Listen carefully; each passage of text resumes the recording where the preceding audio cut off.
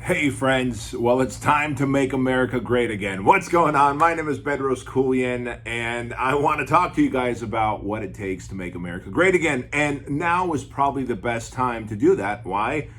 Because the entire conversation across our great nation is the election and of course the COVID virus. But if we're talking about making America great again, maybe we ought to consider looking inward instead of externally, right? And that was a post that I put up about a week or two ago on Instagram, and it just kind of went viral. It went viral because I think it hit home with people. All of a sudden, people understood that it doesn't really matter who is our figurehead of our country. At the end of the day, the number one thing that's going to impact your personal health, your personal economy, your experience on this great planet Earth in this amazing country of the United States is what you do, not what the politicians do for you, right? And so, listen, you might have your own slant on which way you're leaning, Republican, Democrat, maybe you're down the middle. I don't know, and quite honestly, I don't care. That's the beautiful thing about our country is you get to vote for whoever you want and whoever aligns with your core values. But I'm here to tell you that no one can really have the biggest impact on you like you can. And so I put up a post and I said, if you really want to make America great again, consider these 6 things. And I want to share that with you right here. If you want to make America great again, consider waking up early. That's thing number 1. If you want to make America great again, consider waking up early. And when you wake up early, you have more time to live your purpose and your passion, to chase your dreams, right? You have more time to focus on your personal development and your health. And the other thing I said is if you want to make America great again, train hard. Train hard in everything that you do. Go to the gym and work out. Go hit the trail and hike hard. Go whatever it is that you're going to do for your fitness activity. And every one of us should be doing some kind of a fitness activity. Train hard if you want to make America great again. If you want to make America great again, do the work that's required of you to be successful. That's such a missing ingredient. Like everybody wants results yesterday. No one is willing to put in the dues and do that work that's required for the next 5 years, 10 years, 20 years to get the results that they need, whether it's in business or in their personal relationships or in their health, right? You can't eat one clean meal and expect to have a 6-pack. You can't have one awesome and amazing workout and expect to be jacked. You can't have one amazing date and expect your marriage to be perfect. You can't have one great day of sales and expect to have an empire of a company. You've got to do the work and you got to go through it every single day, even on the days that you don't feel like waking up, even on the days that you just don't feel like doing it. And I can tell you, I'm human. I have those days too. But I do the work anyway because it takes personal discipline, doesn't it? To kind of know that even though I didn't sleep well last night, even though I got a kinked neck, even though I woke up a little cranky and grumpy on the wrong side of the bed, I'm just going to put one foot in front of the other today, and I'm going to do the work anyway. And so if you want to make America great again, serve others. By the way, if you're wondering why I keep looking down, I've got my notes right in front of me. I've got Instagram open right here on my laptop in front of me, and I'm reading from that post. But if you want to make America great again, serve others. That's right. So many of us are selfish. We want things for us first, and I get it. Look, they tell us on the airplane, right? God forbid there's some kind of disaster on the airplane, the plane's starting to fall down, the oxygen bags come down. Put that oxygen mask on yourself first before helping the person next to you. I get it. We need to look out for ourselves first before we can help others. But don't we have enough? How much more do we need? And I share that with you because if you actually go out there and serve others, you will have more than you need. It's just the universal law of reciprocity. The more you help others, the more you will have. And I think it was Zig Ziglar that said, the more we help people get what they want in life, the more we will have what we want in life and out of life. And so if you want to make America great again, go serve others, do for others, show up for others.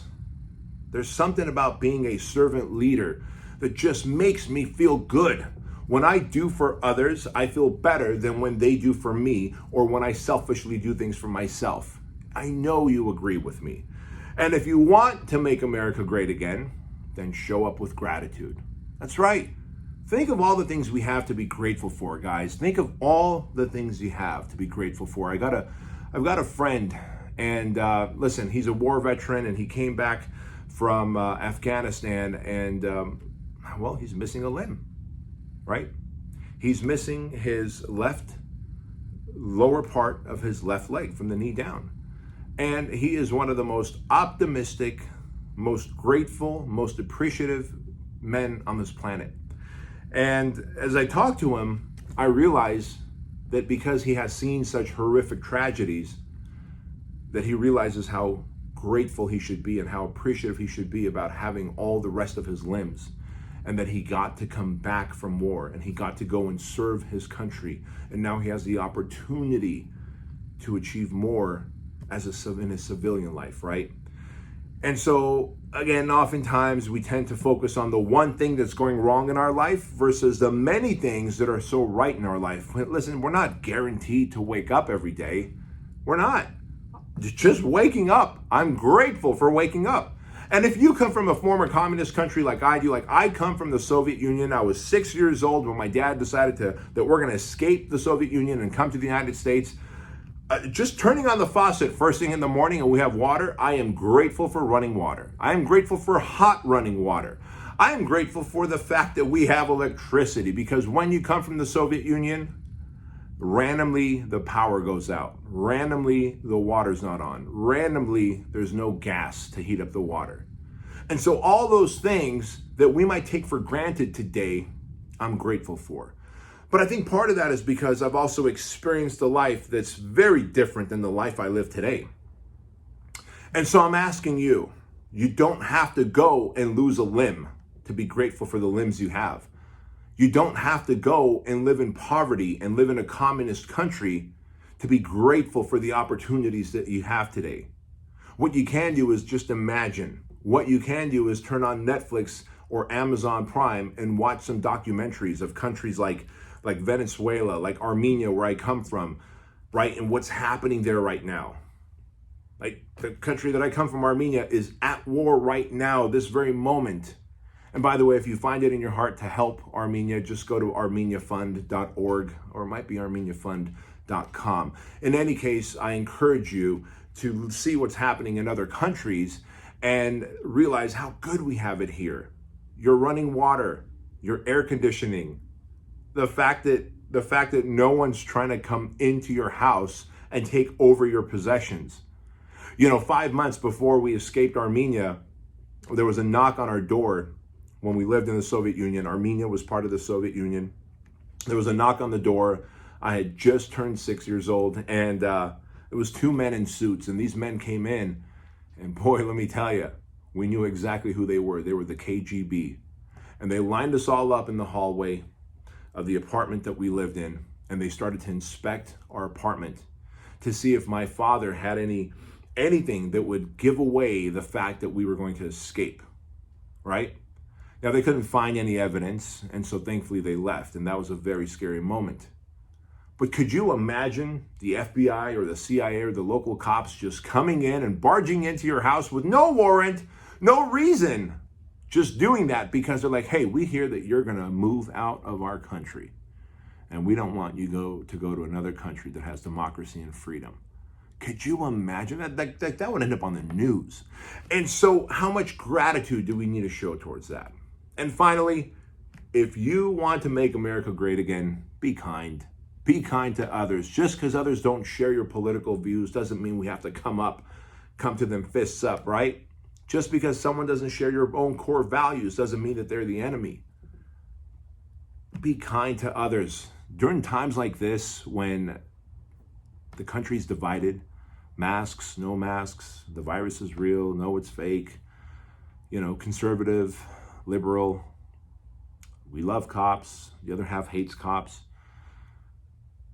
In times of division like this, wouldn't it make sense to just be kind to others? I think it would, and I hope you agree with me that now more than ever, you don't have to wait for your politician to be in power so that you will have a good life. The reality is, there's no one man or woman out there who can have such control of what's going on in the world that would make your life or my life any better. like massively better. There might be some nuggets of awesomeness and betterness that might come from just by virtue of, maybe some tax savings, or maybe our Second Amendment, parts of our Second Amendment are more preserved, right? I get it. But the greatest impact, like the greatest swing of the door that's going to happen, are on the hinges of your back and my back. You and I get to decide what time we wake up, how hard we train, how hard we work. We put in the work, how much we serve others, how much we show up with gratitude and appreciation, and of course, how kind we are. And if we do that every single day, we will make America great again. How? Because we will make our life great again. We will make other people's lives great again. And could you imagine if everybody did that? Maybe I'm an idealist, maybe I'm just a visionary, but oh my gosh, the world would truly be great again, wouldn't it? So thank you so much for watching this video. I hope you take a moment to share this video. I hope you will subscribe to my channel. I hope that you will leave a comment and hit that like button. And of course, you have yourself an awesome life. Take care, friends. Bye.